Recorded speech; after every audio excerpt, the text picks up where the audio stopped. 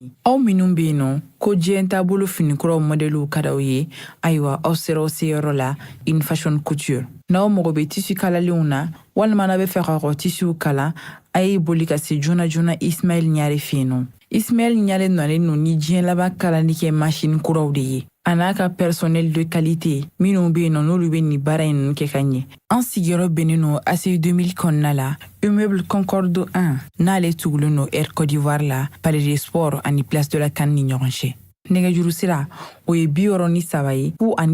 99 ani 99. In Fashion k'aw ye togo ɲɛ. In Fashion ni aw mago bɛ qualité la. In Fashion ko k'aw bisimila kunnafoni gafew kɛnɛ kan.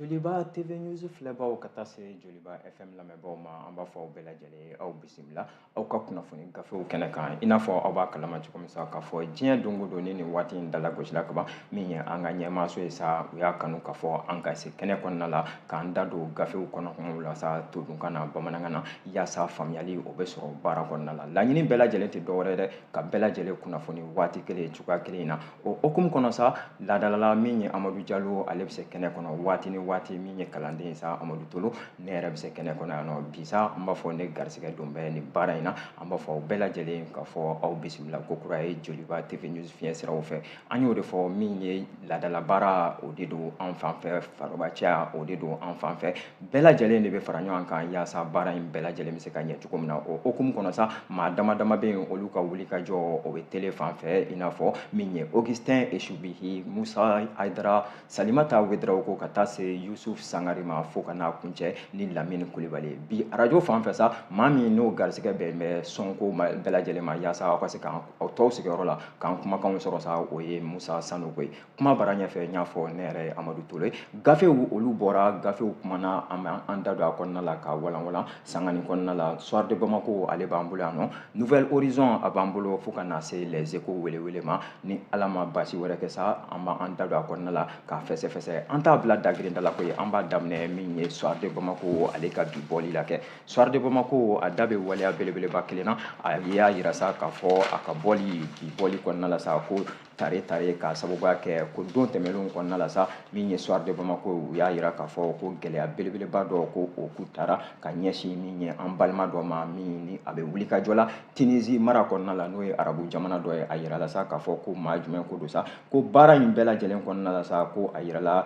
gɛlɛya de y'a sɔrɔ gɛlɛya min ni a kɛra sababu ye sa min ye a ka bɔnɛ a sen yɛrɛ la koyi ko o waleya min ni o ye maliyɛn in sɔrɔ sa maliyɛn jumɛn ko don Adama Keyita don Adama Keyita min ko ni a bɛ wuli ka jɔ la don tɛmɛnlenw kɔnɔna la Tunisie mara kɔnɔna la sa ko fɔɲɔgɔnkɔ dɔ hakilina kɔnɔna la sa gɛlɛya hakilina dɔ kɔnɔna la ale Tunisie mara kɔnɔna la yen nɔ sa a kɛra sababu ye don tɛmɛnlenw na ko minisiri min ni o bɛ an ka jamana in yɛrɛ kɔnɔna la nin waleya bɛɛ jalen kunna sa n'o ye Musa Atayere ale yɛrɛ k'i sen bɔ a kɔnɔkɔrɔ Mali kɔnɔna la kibaruya dilen ka taa fo Tunisie mara kɔnɔna la ka taa maa kofɔlen ka taa lajɛ a donni kama i n'a fɔ gafe bɛ k'a fɔ cogoya min na sa Soir de Bamako u ka bi bɔli la u y'a yira k'a fɔ ko maa kofɔlen k'a tun bɛ dɔgɔtɔrɔso la maliyɛn min minisiri min n'a bɛ Mali jamana ani jamana wɛrɛ cɛɲa ko bɛɛ lajɛlen kunna maliyɛnw tɔgɔ la sa n'o ye Musa Atayere ye ko ale tun ye wuli ka jɔ kɛ ka taa ɲɛsin min ye Adama Keyita ma dɔgɔtɔrɔso kɔnɔna la yen nɔ ko Adama Keyita min n'a yirala don tɛmɛnlenw kɔnɔna la k'a fɔ mantɔrɔ y'a sɔrɔ mantɔrɔ min kɔnɔna la sa n'a joginna kosɛbɛ ko k'a sababuya kɛ arafali ko dɔ ye sa arafulu dɔ senfɛ min ye Tunisie mara kɔnɔna la yen nɔ sa ko ale ni Tunisie finitigiw olu karila ɲɔgɔn na gɛlɛya dɔ kɔnɔna la sa a kɛra sababu ye fo mantɔrɔ hukumu kɔnɔ sa ale ka taa bila dɔgɔtɔrɔso la kibaruya dilen ka ban ko min ye Mali ɲɛmaaw ye u ma to sigilen a donni kama min ye minisiri min ni o ye Musa Atayere ye ko yamaruya dira a ma min ye colonel Asimi Goyita fɛ a k'i sen bɔ a kɔnɔkɔrɔ ka taa Tunisie ka taa lajɛ ko in bɛɛ lajɛlen bɛ cogoya minnu na a selen o kɛnɛ de kɔnɔna la k'o kɛra kabini min ye septembre kalo o tile 6 ye sa ko a taara maa kofɔlen lajɛ dɔgɔtɔrɔso la ka tila ka min ye laseli ye jamana ni jamana cɛ sa ka o laseliw ta ka ɲɛsin min ye Tunisie ɲɛmaaw ma a donni kama ko a y'a seereya maa kofɔlen ye k'a fɔ ni lafiya da nana kaban dɔrɔn min ye Mali gouvernement ye sa u y'a ŋaniya k'a fɔ ko a k'a kɔsegin ka na jamana in kɔnɔna la a bɛ n'a fɔ Soir de Bamako u y'a yira cogoya min na sa ko o waleya o de sinsinna kunungo koyi ko k'a sababuya kɛ ko kunungo yɛrɛ sa min ye an ka pankuru jigin kɛnɛ min n'a bɛ wele ko aéroport président Modibo Keyita n'a bɛ Senu ko o kɔnɔna la yen sa ko min ye maa kofɔlen ye n'o ye Adama Keyita ye sa ko pankuru o cunna ni a ye ko bari ko a kɛnɛ kan sa a bisimilala minisiri min ni o b'an ka jamana ni jamana wɛrɛ cɛɲa kow bɛɛ lajɛlen ɲɛnabɔli kɔnɔna la minisiriw min ni a bɛ maliyɛnw tɔgɔ la o tɛ dɔwɛrɛ Musa Ag Atayɛri ko a kɛra nisɔndiya belebeleba kɔnɔna la hali ni k'a sɔrɔ ko maa caman ji tɛra maa caman ɲɛ kan a kɛnɛ kan i n'a fɔ Soir de Bamako a fɔ cogoya min na maa kofɔlen yɛrɛ a ka ja bɛ Soir de Bamako kɔnɔ a selen yen ko min ye fauteuil roulant ye sa min ye Mali ɲɛmaaw ye ko u ye o bila a ka bila la ni o ye sira dɔ ye sa sira min kɔnɔna la n'a bɛ se ka taga ni ka segin kɛ lafiya kɔnɔna la hali ni k'a sɔrɔ an bɛ don min na i ko bi a senko o ma sabati o tagabolo kelen in kɔnɔna la ko min ye donbolo fana ye u y'o kɛ ka ɲɛsin maa kofɔlen ma Mali gouvernement tɔgɔ la a yɛrɛ nisɔndiyara kosɛbɛ ko a y'a jira n'o ye Adama Keyita ye sa ko a y'a jira k'a fɔ ko tiɲɛ don tɛmɛnen kɔnɔna la sa min ye minisiri Musa Ag Atayɛri ye ko a ye wulikajɔ kɛ ka ɲɛsin ale ma Tunisie jamana kɔnɔna la mantɔrɔ min ni o y'a sɔrɔ a donni kama ko a yɛrɛ seereyara kan k'a fɔ ko jamana ɲɛmaaw ko u hakili b'a la a kɛlen k'a kɔ don ka segin ka na Mali kɔnɔna la ko fo ka na se ale yɛrɛ Adama a seli ma yan nɔ i n'a fɔ gafe bɛ k'a fɔ cogoya min na sa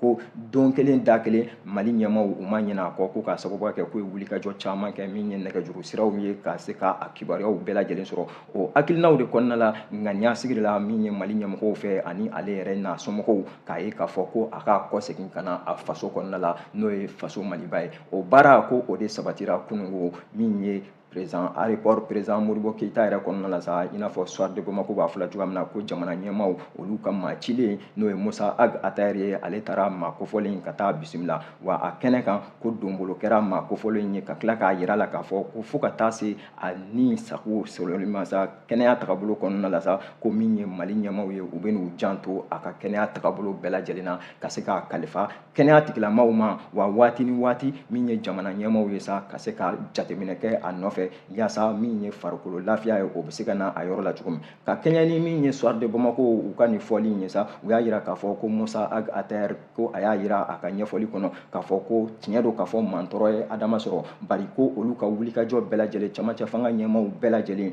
ko u ka laɲini bɛɛ lajɛlen tɛ dɔwɛrɛ ko ye maliyɛnden bɛ fan o fan ko waati ni waati ka se ka u kibaruyaw sɔrɔ o baara de kɔnɔna la sa ko ni mantɔrɔ ye maliyɛn sɔrɔ a ka kan min ye gouvernement ɲɛmaaw ye sa fo ka na se ale yɛrɛ ka minisiriso ma sa u ka wuli ka u jɔ u jɔyɔrɔ la ko o baara dɔ de ye nin hali ni k'a sɔrɔ a yɛrɛ ka ɲɛfɔli la sa ko an ka laada la maa bɛ fo i yɛrɛ ye ci la bari Mali gouvernement ko u y'u ka kɛta de kɛ nin ko kɔnɔna la Musa Ag Atayɛri a ka ɲɛfɔli la a y'a jira sa k'a fɔ ko colonel Asimi Goyita n'o ye camancɛ fanga ɲɛmaa ye an bɛ don min na i ko bi o ka ŋaniya bɛɛ lajɛlen o sinsinni hokumu de kɔnɔna la ko nin wulikajɔ ninnu bɛɛ lajɛlen sabatira wa ko u hakili bɛ maliyɛnden bɛɛ lajɛlen na fɛn fɛn n'o bɛ jamana kɔ kan fasiri an y'a bɔ Soir de Bamako kɔnɔna la a ka bi bɔli aw bonya b'a la.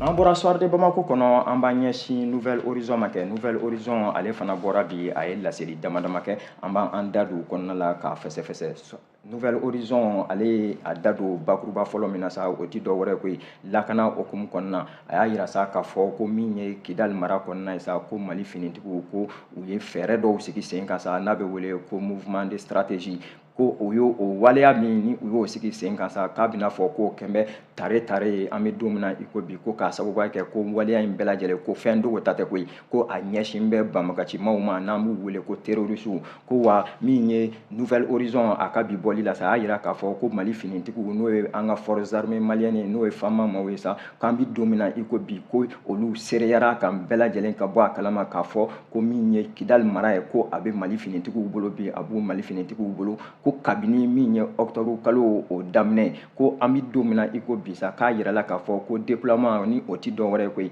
ka se ka wulikajɔ dɔw sabati wulikajɔ minnu kɔnɔna la sa ko don tɛmɛnlenw kɔnɔ a tɛ dogo la bɛɛ maa si ma i n'a fɔ Nouvelle Horizon a fɔ cogo min sa ko MINUSMA ale kun dagan bɛ kan mun kɔnɔna la ko MINUSMA y'i kɔ don o kan in na o tagabolo kɔnɔna la sa ko min ye Mali finitigiw ye kan in dɔnna olu ma ko wa k'an bɛ don min na i ko bi sa maa caman k'u jɔyɔrɔ la o baaraw tagabolo kɔnɔna la ko kan belebeleba belebeleba fila don i n'a fɔ min ye Nouvelle Horizon u ka bi bɔli la u kɛn bɛ k'a fɔ cogoya min na ko kan belebeleba fila ninnu ni olu tun bɛ mission onusienne bolo min ye marabolo kɔnɔna la Kidali marabolo ko don ko o baaraw de kɔnɔna la sa kan in kɔseginnen ko baara ninnu nana tara ka kalifa min ye Mali finitigiw la bolofara dɔ bɛ Mali finitigiw ka bolofara kɔnɔna la sa ko n'a bɛ wele ko Batfar ko kan kelen bɛ yen sa ko o kalifara o la ko wa ko a donni kama min ye wulikajɔw ye maa caman k'u jɔyɔrɔ la ko yala Mali finitigiw bɛna se k'u jɔ u jɔyɔrɔ la nin kow kɔnɔna la wa ko o de kɛra sababu ye fɔɲɔgɔnkɔ fɔlɔfɔlɔ min ko ni o nana a ko kɔnɔna la sa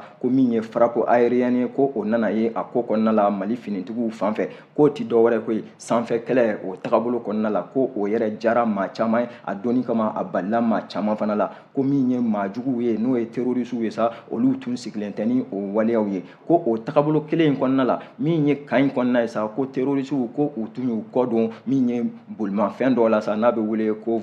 engin blindé ko u y'u kɔ don o waleya mun na sa kɛrɛnkɛrɛnnenya la k'a yira la k'a fɔ ko min ye mission multidimensionnelle intégrée ni o bɛ Nations Unies tɔgɔ la Mali kɔnɔna la a donni kama sa ni o ye MINUSMA ye k'a yira la k'a fɔ ko olu de ka minɛn kun don ko min ye alamisa tɛmɛnen yɛrɛ la ko ye kununko alamisa novembre kalo o tile 9 san 2023 i n'a fɔ Nouvelle Horizon a b'a k'a fɔ cogoya min na sa ko Mali finitigiw ye dankari min ye o engin belebeleba in na ko ka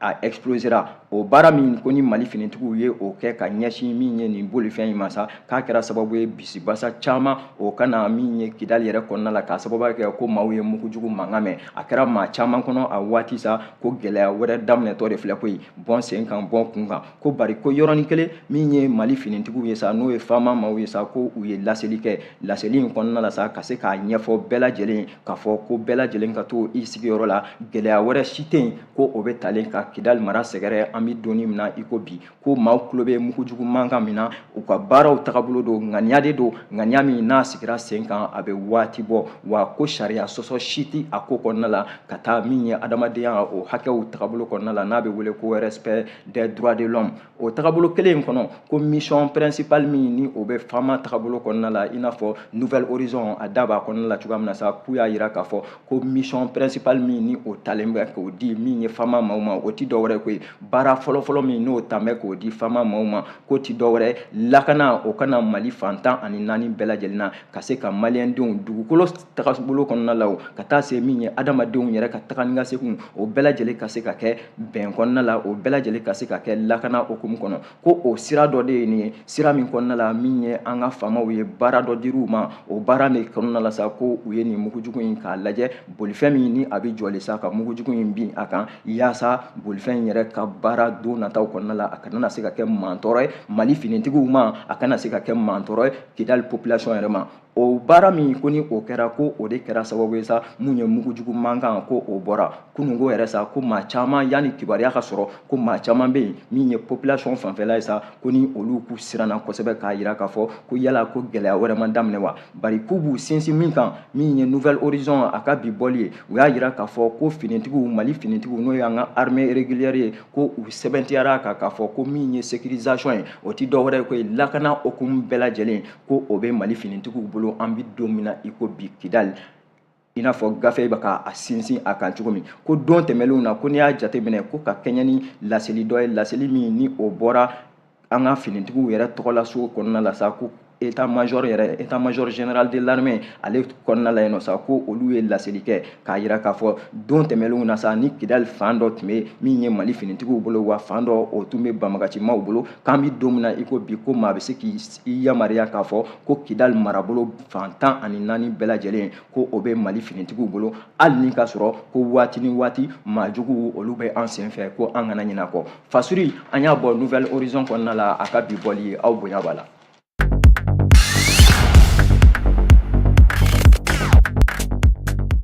An bɛ to ale Nouvelle Horizon kelen in kɔnɔ kɛ a da bɛ halisa lakana ko tagabolo la an ka jamana worodugu yan fan fɛ ni dɔ fɔra Kidali la sa nin waati in kɔnɔna la a da bɛ min na o de ye Gawo mara ye a y'a jira sa k'a fɔ ko min ye lakana o hakilina kɔnɔna ka se ka o sabati Gawo mara kɔnɔna la ko Gawo marabolo ɲɛmaa n'o y'u ka gouverneur ye sa ko ale ye bɔli kɛ kunungo ka ɲɛfɔli belebeleba kɛ ani ŋaniya dɔw ka olu sigi ko o ŋaniya belebeleba fɔlɔ ti dɔwɛrɛ dɛ ko a y'a yira sa k'a fɔ min ye Gao gouverneur ye sa ko don nataw kɔnɔ n'o ye général de brigade Musa Tarawele k'a y'a yira k'a fɔ ko don nataw kɔnɔna la sa ko yamaruya tɛna di bilen bolifɛnw ma bolifɛnw minnu ni u vitriw tɛntɛnnen don o ti dɔwɛrɛ ko bolifɛn mobilitigiw minnu ka mobiliw i b'a ye k'a fɔ a vitriw la finan b'a kan maa tɛ u lasaga k'i to kɔfɛ ko yamaruya tɛna di bilen Gao mara kɔnɔna la o bolifɛnw ko olu ka boli o tɛmɛlen kɔfɛ ka bɔ yen k'a yira fana ko véhicule non immatriculé o tɛ dɔwɛrɛ ye ko numéro tɛ mobili minnu na ko jɛ tɛna kɛ n'a ye fana olu fana ka boli min ye Gao mara kɔnɔna la k'a ma dan o ma koyi k'a yira k'a fɔ ko min ye pick-up sugu dɔw bɛ yen nɔ n'o ye an ka bolifɛn sugu dɔw ye sa ko min ye bâche-lama ninnu n'a ɲɔgɔnnaw ye ko u bɛ se ka boli tile kɔnɔna la bari waati d'a tagabolo kɔnɔna la sa ni su ni o bɛ ka don ko jɛ tɛna kɛ ni olu ka taga ni ka segin tagabolo ye gafe y'a yira sa Nouvelle Horizon k'a fɔ ko nin waleya in kibaruya dira min ye gouverneur belebeleba fɛ gouverneur min ni a bɛ Gao mara yɛrɛ kɔnɔna la n'o ye général de brigade Musa Tarawele ye ko a y'a yira ko nin baara in bɛɛ lajɛlen ko laɲini bɛɛ lajɛlen ti dɔwɛrɛ koyi basigi min n'o bɛ ɲinina jamana worodugu yan fan fɛ o bɛ se ka sabati cogo min k'a yira k'a fɔ ko ale gouverneur min ye jamana ɲɛmaaw ye ko u ye danaya min ta ka da a kan a bɛ o baara o de sinsinni kɔnɔna la a ka laɲini bɛɛ lajɛlen ti dɔwɛrɛ ko ka se ka Gawokaw yamaruya u ka se k'u ka taga ni ka seginw kɛ k'a sɔrɔ gɛlɛya wɛrɛ ma y'a la ko an bɛ don min na i ko bi ko ni basigi ni o nana ko o de bɛ bɛɛ lajɛlen nafa i n'a fɔ Nouvelle Horizon a da b'a la cogoya min na ko o kama sa ko yaasa nin waleya ninnu bɛ se ka jɔ cogo bɛɛ lajɛlen na gouverneur ka fɔ la n'o ye général de brigade Musa Tarawele ko a y'a yira k'a fɔ k'a ti taa cogo si la ni sariya in ma sigi wa k'a ti taa cogo si la ni sariya in ni bɛɛ lajɛlen ma a ta k'a don i wakiliw kɔrɔ ko jateminɛw la a y'a yira k'a fɔ ko novembre kalo o tile 8 nin laseli min ni gouverneur y'a kɛ ko maa caman bɛ yen Gao mara kɔnɔna la minnu n'u y'a yira sa k'a fɔ ko laseli in yɛrɛ a tun mɛnna k'a sɔrɔ a ma kɛ koyi ko k'a sababuya kɛ min ye waati ni waati ko Gao mara kɔnɔ k'i b'a ye k'a fɔ bolifɛn dɔw bɛ boli maa ma bolifɛn minnu lakodɔn u vitriw tɛntɛlen don ko numérow t'u la a bɛ maa bila k'i miiri bolifɛn in bɔra min a bɛ taa min mun sira don ko ni nin waleya n'a ɲɔgɔnnaw n'a tigɛra i n'a fɔ population yɛrɛ Gao maa caman olu bɛ k'a fɔ cogoya min na Nouvelle Horizon kɔnɔ sa ko a bɛ kɛ sababu ye faamuyali o ka sɔrɔ baara kɔnɔna la ko ka kɛɲɛ ni min ye gouverneur ale ka ɲɛfɔli ye n'o ye général de brigade Musa Tarawele k'a yira sa ale min ni ɲɛmaya kalifa b'a la Gao mara kɔnɔna la sa ko nin waleya in a sinsinni ko a bɛ bɛɛ lajɛlen kan finitigi b'o la cogo min civil b'o la ten wa ko a sɔrɔla sariya de fɛ sariya min n'a bɛ wele ko décision numéro 223 ko o baara min ni a y'o sigi sen kan ko don nataw kɔnɔna la sa a bɛna waleya wagati kɔnɔna la wagati min ni o dɔnnen don ko couvre-feu min ni o bɛ Gao mara kɔnɔna la a ye maaw hakili jigin o couvre-feu in tagabolo la ko nɛgɛ kaɲa 22 fo ka na se nɛgɛ kaɲa 6 waatiw ma ko yamaruya tɛ kɛlen bolifɛnw si ka boli wagati kɔnɔna la taga ni ka segin siraw fɛ ni ko balalenw tɛ ko wa o baara de kɔnɔna la sa min ye vitiri tɛntɛn ninnu ye ko jɛ tɛna kɛ n'a ye bilen Gao mara kɔnɔna la kibaruya an y'a bɔ Nouvelle Horizon kɔnɔna la a ka bi bɔli aw bonya b'a la.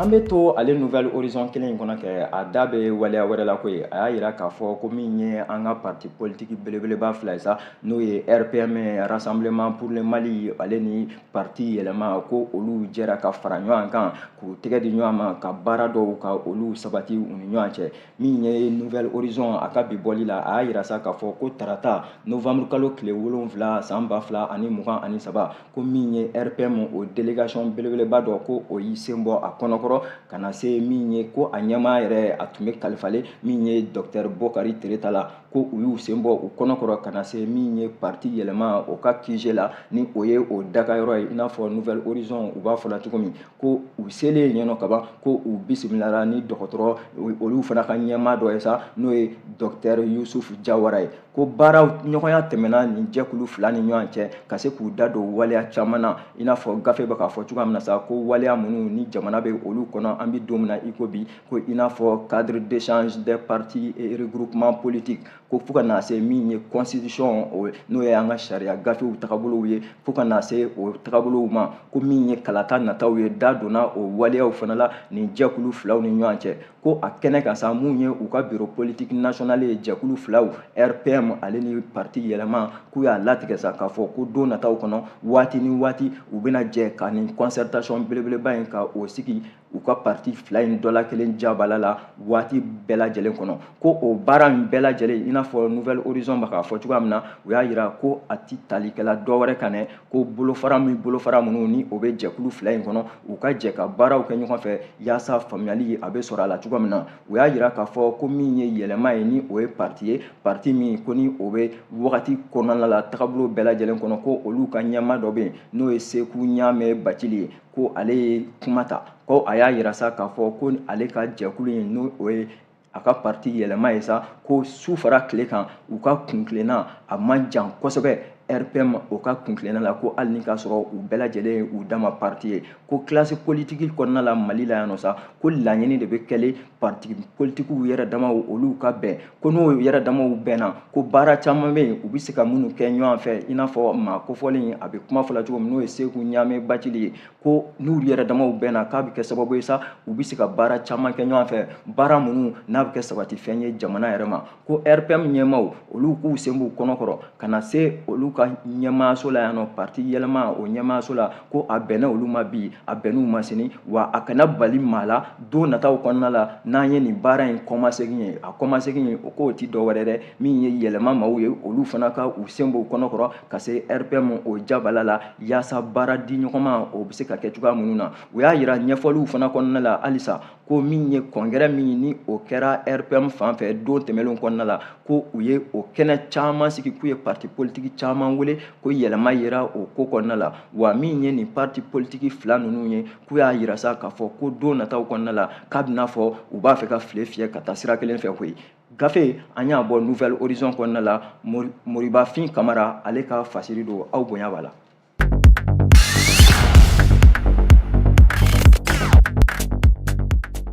Fasiri kumana min ye Les Échos welewele an b'o fana ta kɛ Les Échos welewele a da bɛ lakanabaliya la koyi a y'a yira k'a fɔ ko min ye nin tɛ kibaruya duman ye k'a yira sa k'a fɔ ko Bankas mara kɔnɔna la min ye Baɲangara fanfɛla la sa ko min ye bolifɛn belebeleba dɔ ye sa n'o ye an ka car dɔ ye ko o ye mantɔrɔ sɔrɔ mantɔrɔ jumɛn ko don ko maajugu ko olu ye bolifɛn in ka a daraki k'a kɛra sababu ye sa ko bolifɛn 3 yɛrɛ don koyi min kɔnɔna la sa ko ni maajugu ni u y'o bolifɛn in daraki Baɲangara ale ni Bankas ni ɲɔgɔn cɛ u y'a yira k'a fɔ ko nin waleya in bɛɛ lajɛlen ko a sigira sen kan min ye novembre kalo ale tile 7 san 2023 ko sɔgɔmada kɛɲɛfɛn fɛ ko min ye maajugu ye sa ko u ye nin wulikajɔ in kɛ ka ɲɛsin nin car belebeleba 3 in ma minnu ni u tun b'u kundala u bɔla Baɲangara k'u kunda Bankasi kan ko nin baara in kɔnɔna la sa ko min ye nɛgɛ kaɲa 11 waati tarata novembre kalo tile 7 Baɲangara ale ni Bankasi ni ɲɔgɔn cɛ nin bolofara min ni o nana ye a ko kɔnɔna la sa k'a kɛra sababu ye maajugu ko olu ka don car kɔnɔ ka car lajɔ banbagacimaw don ko u kɛlen ka car lajɔ sa k'u donna car kɔnɔna la ka maa caman ka olu baaba ko o baabali waleya kɔnɔna la sa ko a bɛna fɔ u ye cɛw bɛɛ lajɛlen ka olu de labɔ car kɔnɔna la ko caritigi ale bɛ u ma mantɔrɔ lase o ma k'u y'a yira ko a bɛ se ka taa ni musow dama ani denw ye bari min ye cɛw ye olu bɔra car kɔnɔ ka to banbagaciman ninnu bolo i n'a fɔ gafe bɛ k'a fɔ cogoya min na sa ni o ye Les Échos welewele ko an bɛ don min na i ko bisa maa ninnu kɛrɛnkɛrɛnnenya la u taara fan jumɛn fɛ u donna sanfɛ wa u bɔra duguma wa ko maa ma kɛ Ala ye k'a dɔn bari cɛman fɛn fɛn ni o tun bɛ car ninnu kɔni kɔnɔ ko car 3 don cɛman fɛn fɛn ni o tun bɛ car ninnu kɔnɔna la ko u ye cɛman ninnu de minɛ ka musomanw ka olu to yen ani den fitinin minnu ni olu b'a kɔnɔ ka yamaruya di caritigiw ma ko u ka taa fɛ bari maa minnu ni olu tun b'a kɔnɔ n'o ye cɛmanw ye sa an bɛ don min na i ko bi ko jamana ɲɛmaaw welelen don ka o maaw ɲini ko bari u donna sanfɛ wa u bɔra duguma wa a ma kɛ Ala ye k'a dɔn kibaruya an y'a bɔ Les Échos kɔnɔna la welewele aw bonya b'a la.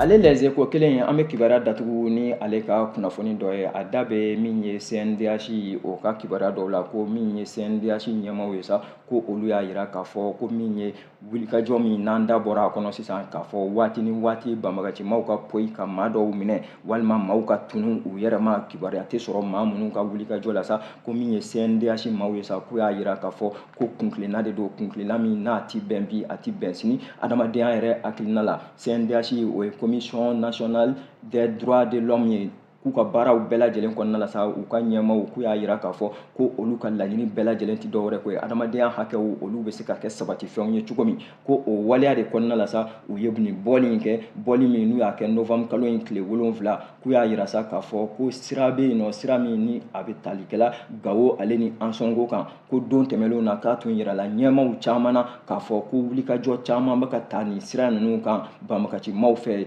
maaw bɛ bali ka tunu a kow la kibaruya si tɛ sɔrɔ a la bilen ka kɛɲɛ ni min ye CNDH ɲɛmaw ye u ka ɲɛfɔli la ko wele de bɛ bilalen an bɛ don min na i ko bi jamana ɲɛmaw ma ko u k'u hakili to nin waleya in na kosɛbɛ kosɛbɛ ko kunungo yɛrɛ waleya min ni o kɛra n'an da bɔra a kɔnɔ sisan ko o waleya ko a bɛ maa bila k'i miiri kosɛbɛ taga ka segin yɛrɛ yala a bi jɔ wa yala a ti jɔ wa bari nin baara nin bɛɛ lajɛlen kɔnɔna la sa ko CNDH y'a yira sa k'a fɔ ko olu ka jɛkulu u ka baara bɛɛ lajɛlen fana ye tɛ dɔwɛrɛ koyi waati ni waati ka se ka jamana ɲɛmaw ka u pousser k'u bila ka waleyaw kɛ waleya minnu n'a bɛ kɛ sabatifɛnw ye ko min ye population civile don tɛmɛnlenw na gɛlɛya tun bɛ ta la ka olu sɛgɛrɛ taga ka segin ninnu hukumu kɔnɔ banbagacimaw fɛ ko k'o bɔ a la politiki mɔgɔw o sira kelen fo ka na se an bɛ don min na i ko bi ko denmisɛn tɛ to maakɔrɔba tɛ to i n'a fɔ CNDH maaw u y'a fɔ cogoya min na k'u kɛmɛ ka gɔri bila ka wele bila jamana ɲɛmaw ma ko u k'u janto nin sira ninnu ko la ko a bɛ kɛ sababu ye waleya caman bɛ yen olu basigi o bɛ se ka na Seydou Fane ale ka fasiri don an y'a bɔ les échos kɔnɔna la welewele u ka bi bɔli la e ko a tɛ dansiri an ka bi kibaru yɛrɛ la wa kibaru minnu n'an y'a fara ɲɔgɔn kan gafew kɔnɔna la awɔ an y'o de fɔ laɲini bɛɛ lajɛlen tɛ dɔwɛrɛ ye Joliba TV News ni Joliba FM na an balima kunnafonidilanw olu bɛ gafe minnu cari nanzarakan na sa an ka se kɛnɛ kɔnɔna la ka olu bamayɛlɛma aw ye todunkan na baara bɛɛ lajɛlen a k'u kalifa an bɛ Augustin Esubila i n'a fɔ ne yɛrɛ kɔrɔkɛ Musa Temine a b'a fɔ cogoya min na sa an ka autorité morale an b'a fɔ aw bɛɛ lajɛlen ye Ala ka tile yɛrɛ aw ka to sɔgɔlen aw ka télé mandi a n'aw ka radio mandi la Joliba FM Joliba TV News an bɛ yan aw kama nin kun ye kunnafoni gafew ye ni Infashion ka dɛmɛ ye an sigiyɔrɔ bɛnnen no ACI 2000 kɔnɔna la immeuble Concorde 1 n'ale tugulen no Air Côte d'Ivoire la Palais des Sports ani Place de la CAN ni ɲɔgɔn cɛ nɛgɛjuru sira o ye 63 ye 02 99 ani 99 Infashion k'aw ye togo ɲɛ Infashion ni aw mago bɛ qualité la